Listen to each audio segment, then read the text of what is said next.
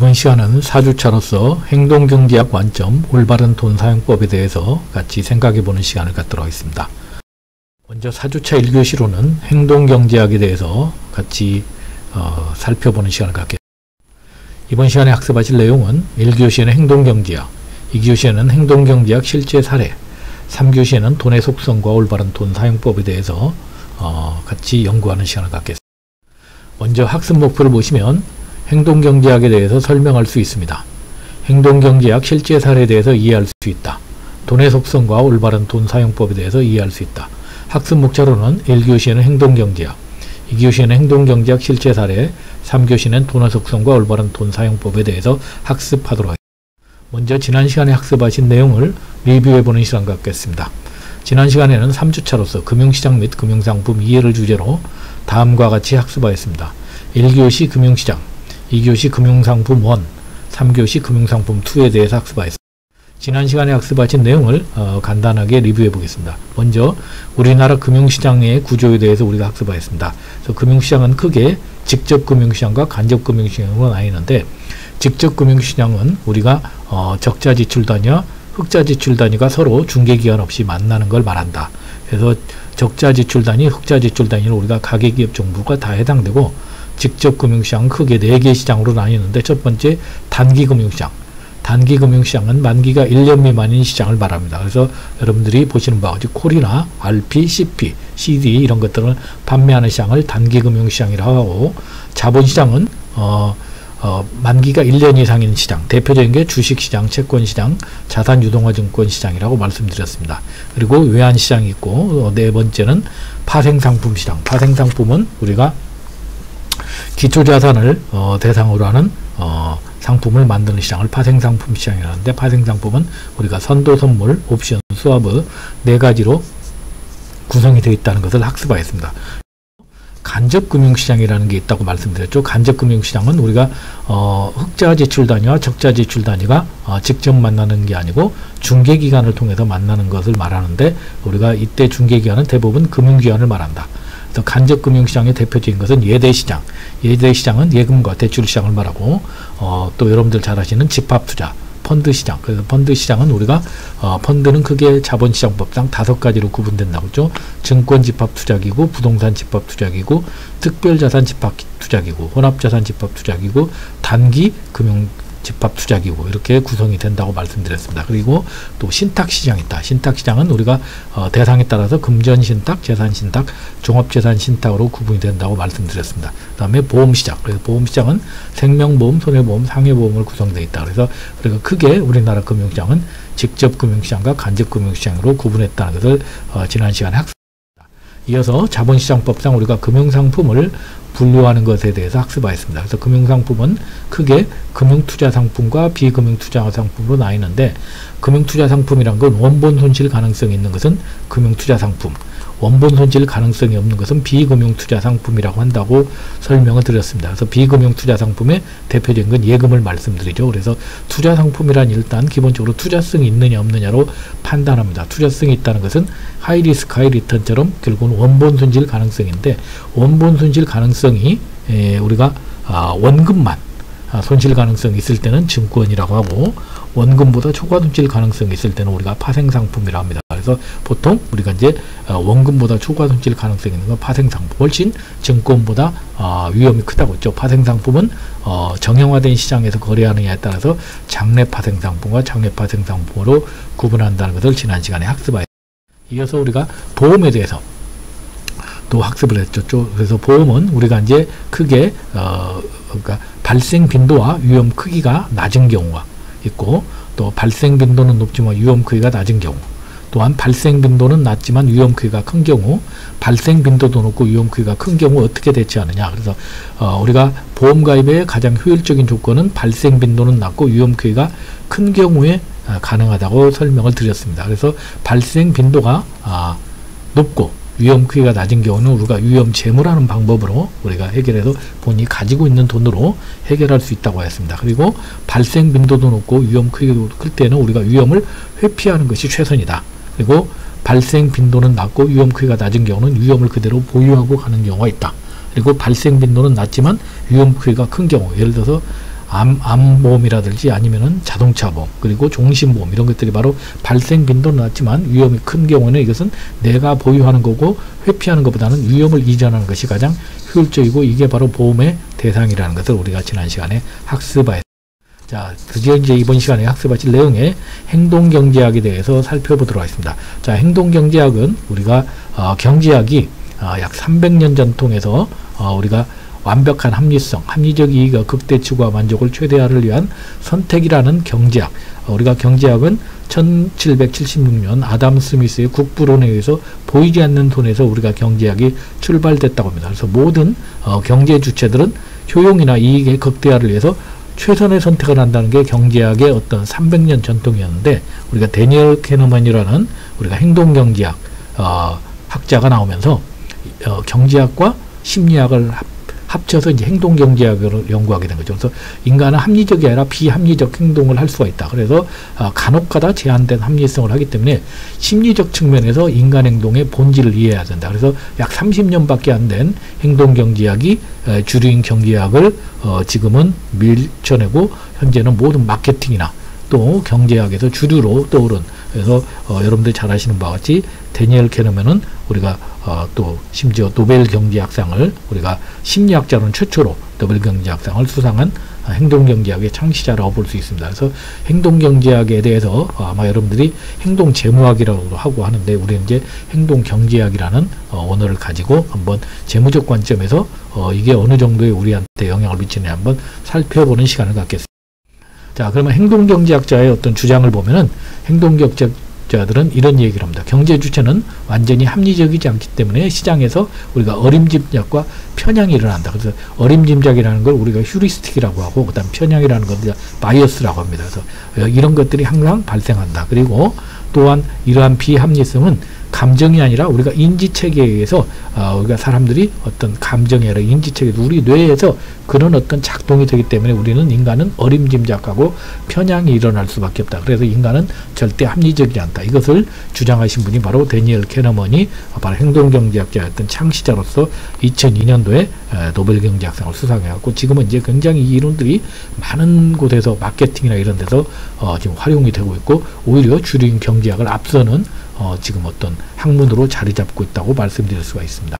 자, 그러면 우리가 이제 인간의 의사결정 시스템을 이야기할 때 우리가 데니얼 캐너먼이 이런 얘기를 합니다. 자, 여러분들이 오지선다형 객관식 시험을 보게 됐습니다. 그래서 1번이 맞는지 2번이 맞는지 3번이 맞는지 4번이 맞는지 5번이 맞는지 여러분들이 답을 고를 때 대부분의 우리의 뇌는 시스템 1과 시스템 2로 결정한답니다. 이 시스템 1은 그냥 뇌에서 내가 답을 그럴듯한 답을 내가 찍는 거죠. 우리 이제 쉽게 찍기라고 하죠. 이렇게 찍는 것을 우리가 시스템 1이라고 하고, 그다음 시스템 2는 우리가 이제 아주 논리적으로 계산을 해서 정답을 골라내는데, 이렇게 찍기를 하는 것을 시스템 1 사고방식이라고, 그러니까 논리적으로 사고하는 것을 시스템 2 사고방식이라고 합니다. 그래서 뒤에서 다시 설명드리면, 시스템 1은 저절로 빠르게 작동하면서 노력이 거의 필요 없고 자발적 통제도 모릅니다. 그래서 이제 우리 뇌는 아무래도 우리 뇌가 우리 전체 우리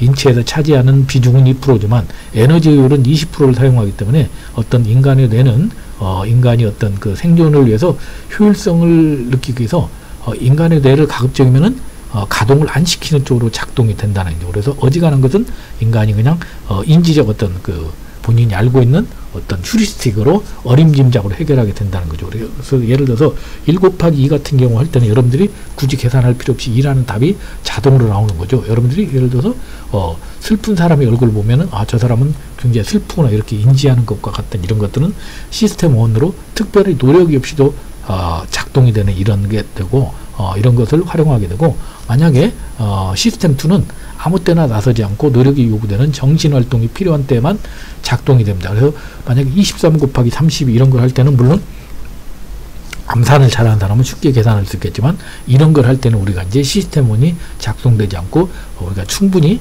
계산할 수 있는 시스템 2가 나서게 된다. 그래서 인간이 어떤 자신의 뇌를 선택할 때 시스템 1과 시스템 2를 그 상황에 따라서 본인이 판단하는 어떤 주관적 상황에 따라서 뇌의 어떤 작동 기능을 스스로 결정한다는 게 행동경제학의 어떤 출발이라고 볼 수 있습니다.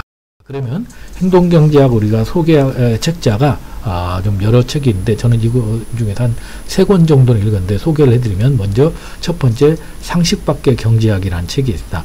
상식 밖의 경제학이라는 것은 우리가 이제 댄 에리얼리 교수가 우리가 이제 이분이 인간은 절대 인간의 비합리성은 예측 가능하다는 어떤 이론으로 이 사람이 41세에 이제 썼던 책입니다. 그래서 상당히 내용이 센세이션하고 그 당시 행동경제학에 대해서 사람들이 많이 관심이 없을 때 우리가 알고 있는 어떤 경제학의 어떤 상식을 무너뜨리는 아주 탄탄한 이론으로 쓰인 책인데 기회가 되시면 한번 읽어보시기 바랍니다. 그리고 이제 아마 여러분들이 많이 보신 책 아마 넛지가 아닐까 생각합니다.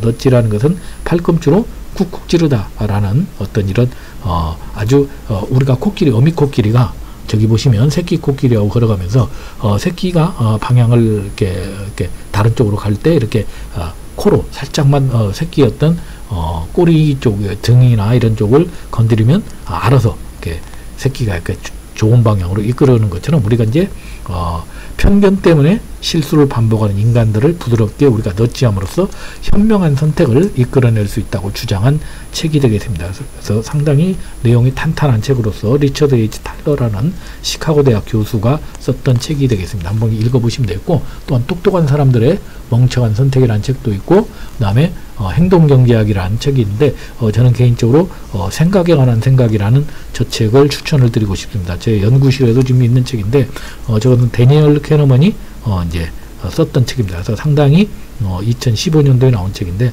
상당히 아주 그 행동경제학에 대해서 사람들의 어떤 심리의 오류 이런 것들을 실험이나 이런 것들을 통해서 책은 좀 상당히 두껍습니다만은 아주 내용이 탄탄합니다. 그래서 제가 또 혹시 기회가 되면은 제 강의 때 이 책을 한번 요약해서 소개하는 시간을 가져보도록 하겠습니다. 그래서 이런 책자들을 여러분들이 보시면 행동경제학에 대한 좀 더 여러분들 충분한 것을 알 수 있지 않을까 그래서 개인적으로 추천을 드립니다. 자, 그러면 이제 행동경제학의 어떤 주요 이론을 우리가 살펴보면은 여러 가지 이론이 있는데 첫 번째 휴리스틱과 편향이라는 게 있습니다. 휴리스틱이라는 건 우리가 예를 들어 어림짐작하는 걸 말하고 편향이라는 거 아까 내가 어떤 그 편견을 가지고 이렇게 바라보는 걸 말하죠.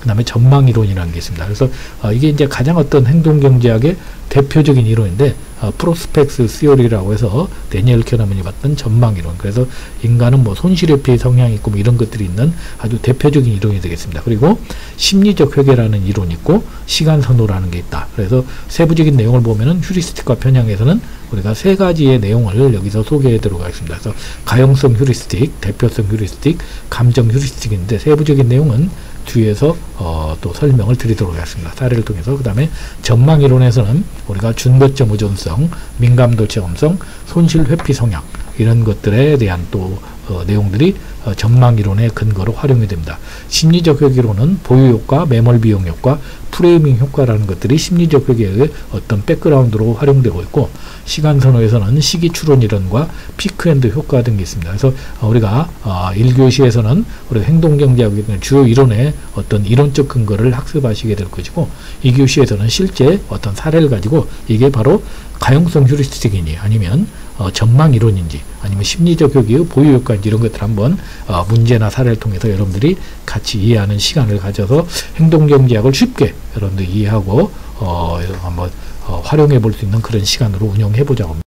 자, 먼저 휴리스틱과 편향에서 보면은 휴리스틱이라는 것은 여러분들이 딱 이렇게 생각하시면 됩니다. 어림짐작하는 거. 예를 들어서 여러분들 요즘 많이 텔레비전에서 나오는 백종원 씨가는 뭐 예를 들어서 랜선으로 하는 그 요리 프로그램에서 보면은 백종원 씨가 뭐 설탕 예를 들어서 반 스푼 하면은 사람들이 물어보면 대충 알아서 넣으세요 이렇게 하는 것처럼 우리가 어떤 요리를 할 때 계량된 어떤 것으로 판단하는 것보다는 본인의 어떤 그동안의 어떤 직관 경험을 가지고 이렇게 선택을 한다는 거죠. 그래서 휴리스틱의 장점은 일단은 신속하게 우리가 노력을 최소화한다는 거죠. 예를 들어서 우리가 밤에 예를 들어서 어두운 길을 갈 때는 여러분들이 잠깐 몸을 조심하죠. 예를 들어서 코너를 돌 때는 굉장히 속도를 천천히 한다. 이런 것들이 바로 휴리스틱의 어떤 장점이 되겠습니다. 그리고 단점은 예를 들어서 본인이 어떤 어림짐작을 함으로써 어떤 일관성 없는 선택을 초래할 수 있다는 단점이 있습니다.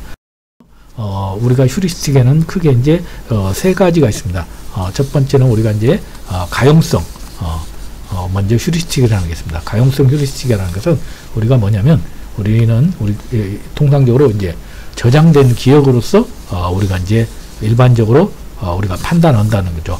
그래서 통상적으로 예를 들어서 여러분들에게 가장 그 예를 제가 쉽게 들면은 이런 겁니다. 예를 들어서 여러분들이 광고에서 자주 접하거나 이런 거 있으면 굉장히 실제보다 많이 일어난다고 생각한다는 거죠. 그래서 실질적으로 보면은 우리가 자동차 사고가 훨씬 더 많이 일어남에도 불구하고 사람들은 비행기 사고가 나면은 굉장히 비행기나 배가 침몰 사고가 나면 매스컴에서 굉장히 크게 떠들게 됩니다. 그러면 사람들은 실제로 비행기로 사망하는 사람이 훨씬 많을 거라고 생각하는데 현실을 보면은 비행기 사고는 우리가 로또에 맞을 확률만큼 굉장히 낮습니다. 그런데 우리가 비행기 사고가 굉장히 크게 느껴지는 이유는 매스컴에서 자동차 사고보다 비행기 사고를 많이 다루기 때문이죠.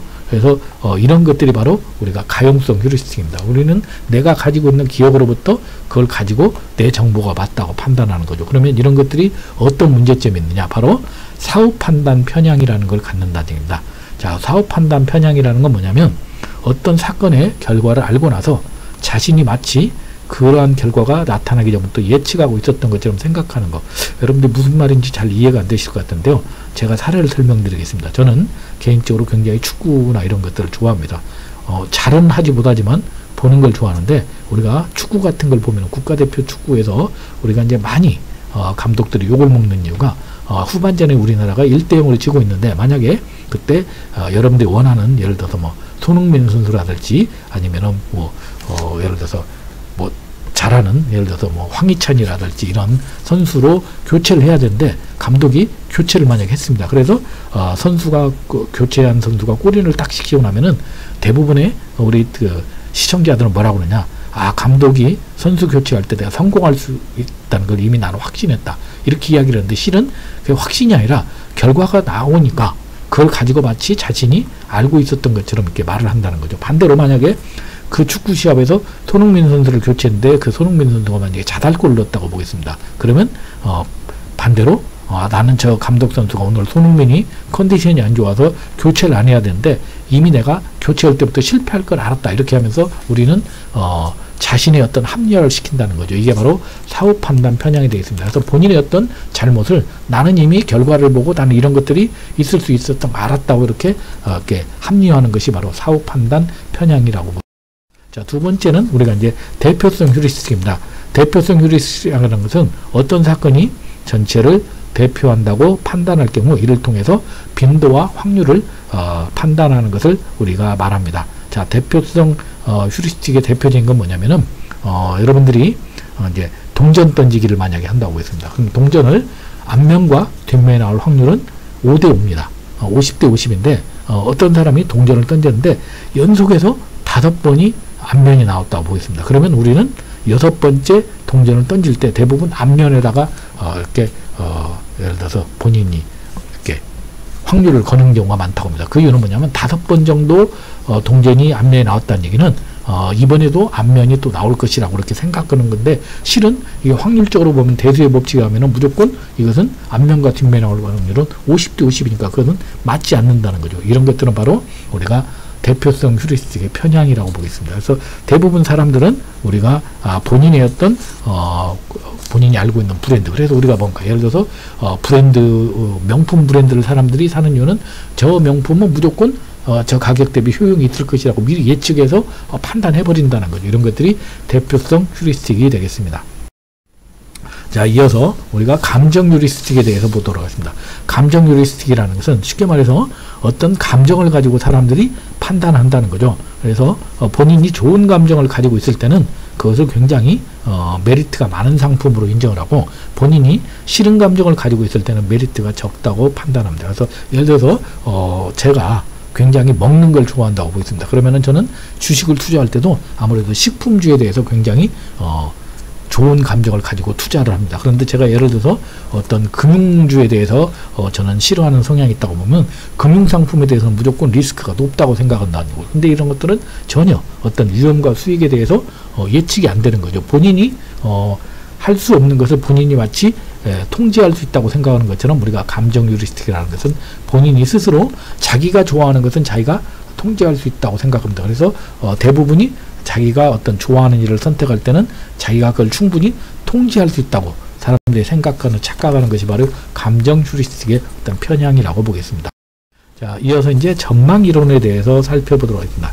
전망 이론이라는 것은 우리가 불확실성 상황에서 행하는 어떤 인간의 판단과 선택을 설명하는데, 이 전망 이론이 많이 이제 그 회자되는 것이 아마 여러분들이 많이 들었을 겁니다.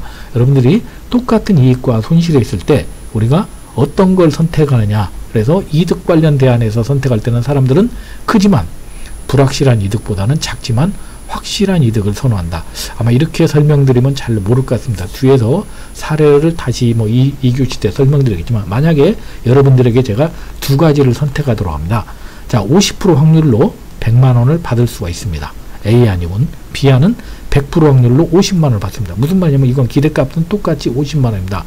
A안도 50만 원이고 B안도 50만 원인데 대부분 사람들이 이 경우에 어떤 걸 선택하냐면, 자, 이익을 선택할 때는 불확실한 이득, 자, 50% 확률로 100만 원을 받는 것보다는 작지만 확실한 이득인 100% 확률로 50만 원을 받는 것을 사람들은 선호를 합니다. 그래서 B를 대부분이 전 세계 사람들이 선호를 한다고 합니다.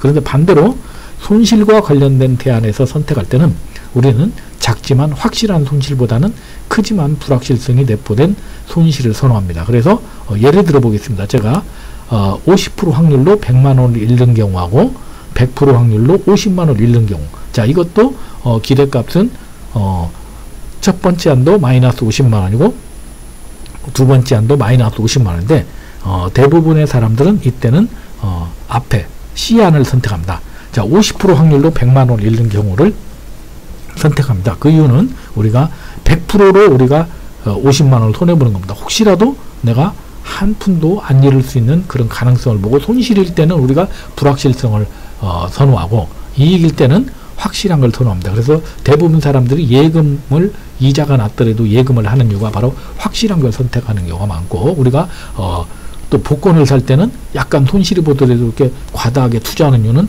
이때는 불확실성이 됐을 때는 내가 또 대박이 날 수 있는 그런 것도 우리가 이제 판단한다는 거죠. 대박하고 손실하고 이런 것들을 같이 계산해서 우리가 판단한 것이 전망이론이라고 합니다. 자, 그래서 이제 전망이론을 판단할 때 가장 먼저 준거점 의존성이라는 게 있습니다. 준거점 의존성이라는 것은 사람이 어떤 것을 선택할 때 그 사람이 생각하는 어떤 준거점에 따라서, 그 사람의 기준점을 어디에 두냐에 따라서 달라지는 것을 준거점이라고 합니다. 뒤에서도 나중에 설명드리겠지만, 예를 들어서 여러분들이 지금 두 사람의 직장인인데 둘 다 올해 연봉을 예를 들어서 5천만 원을 받게 되었습니다. 5천만 원 받게 되었는데 A 회사원은 작년에 6천만 원을 받다가 5천만 원을 받게 되었고, 그 다음에 또 B 회사원은 작년에 4천만 원을 받게 되었다 5천만 원을 받게 되었습니다. 그러면은 A 회사원은 굉장히 만족도가 떨어집니다. 왜 그러냐면 6천에서 5천으로 내려갔기 때문에 이 사람의 기준점은 6천이 되기 때문에 이 사람은 5천을 받으면 만족할 수 없습니다. 그런데 반대로 B라는 사람은 우리가 4천만 원을 받다가 5천만 원을 받으니까 만족도가 달라지는 거죠. 그래서 준거점에 따라서 만족도가 다르다. 그 다음에 민감도 체험성이라는 게 있습니다. 민감도 체험성이라는 것은 이득이나 손실의 크기가 작을 때는 그 값의 변화에 민감해서 손익의 작은 변화가 주관적 가치에 더 큰 변화를 가져온다. 이게 무슨 말이냐면, 예를 들어서 여러분들이 만약에 뭐 고스톱을 할 때 여러분들이 점당 100원을 할 때는 예를 들어서 100원짜리를 칠 때 1000원을 잃으면 굉장히 여러분들이 많이 잃었다고 흥분하게 되는데, 만약에 여러분들이 점당 10,000원짜리를 쳤을 때는 1000원을 잃은 것은 전혀 여러분들이 잃었다고 생각한다는 거죠. 그러니까 어떤 금액이 작을 때는 작은 값의 변화에도 우리가 굉장히 큰 변화를 느끼지만, 액수가 클 때는 우리가 변화에 대한 주관적 가치 민감도가 감소된다는 겁니다. 그리고 손실회피라는 것은 아까 설명드렸죠. 우리가 제가 50% 확률과 100% 확률로 우리가 아까 설명드렸기 때문에 여기서는 생략을 하도록 하겠습니다. 자, 그 다음에 이제 심리적 회귀라는 게 있습니다. 자, 심리적 회귀라는 것은 우리가 어떤 그 돈을 선택을 할 때 사람들은 어떤 심리적으로 회귀를 달리한다. 여러분들에게 이해하기 쉽게 하면은, 여러분들이 불로소득, 도박으로 돈을 딴 경우하고 여러분들이 월급을 받은 경우에 우리가 도박으로 돈을 따게 되면 사람들이 지출을 많이 한답니다. 그것은 뭐냐면 어차피 이건 내 것이 아니었다고 생각하기 때문에 같은 돈이지만 여러분들이 일을 해서 버는 돈보다는 쉽게 소비를 한다는 거죠. 그 다음에 또 여러분들이 백화점에서 할인 같은 걸 때는 우리가 굉장히 막 사람들이 물건을 이렇게 지름신이 낸 것처럼 하는 이유는 뭔가 그게 나한테는 혜택이라고 보는데 결국은 내가 돈이 나가는 것 똑같은데 사람들은 달리 판단한다는 거죠.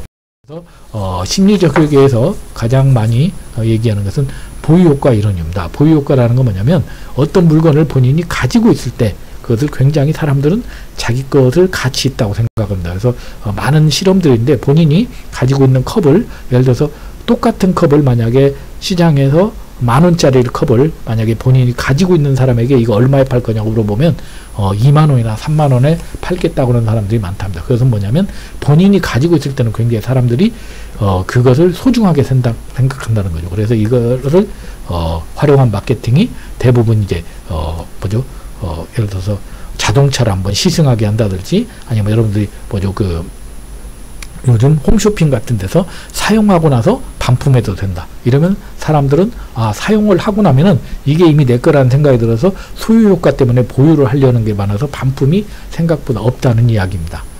그리고 우리가 이제 매몰비용 효과라는 게 있죠. 매몰비용 효과라는 것은 우리가 어떤 의사결정에 내가 어떤 그동안에 투자했던 시간과 금전이 아까워서 계속해서 거기에 매달리는 게 바로 매몰비용 효과입니다.